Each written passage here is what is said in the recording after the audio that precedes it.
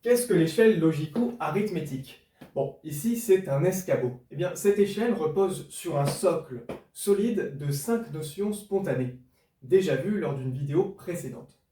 Pour la construction des mathématiques, Piaget a parlé de logico-arithmétique.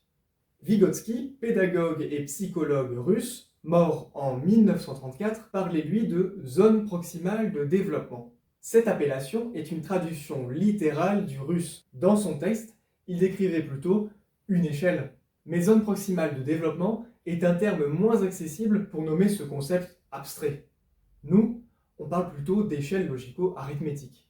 Cette métaphore de l'échelle, avec une construction barreau après barreau, permet une compréhension totale de notre modèle d'apprentissage.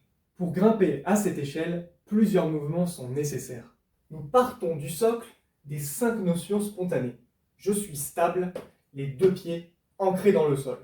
Premier mouvement, posons le pied gauche sur le premier barreau. C'est la transition.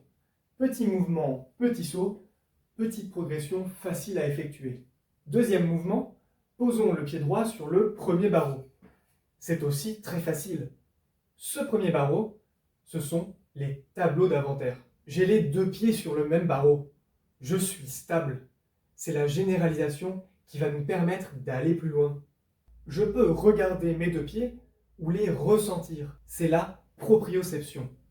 En maths, on va parler de représentation. En fait, une image technique selon Vygotsky et, selon Piaget, une abstraction empirique.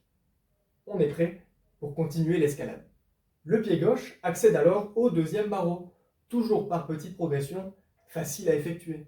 Le pied droit monte sur le deuxième barreau, c'est à nouveau une généralisation de la nouvelle notion le partage à part égale avec une nouvelle image technique.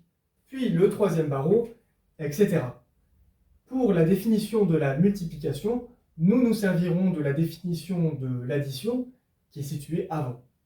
Tout ceci forme le modèle TGR pour transition, généralisation à l'initiative de Piaget, représentation à l'initiative de Vygotsky. Tout va être construit de façon simple et explicite. Nous ne laisserons aucun barreau incompris, pas d'implicite chez nous. C'est notre modèle et il a fait ses preuves en maths. Il a été copié, mais mal copié, notamment concernant l'image technique. Nous reviendrons sur le sujet. Portez-vous bien!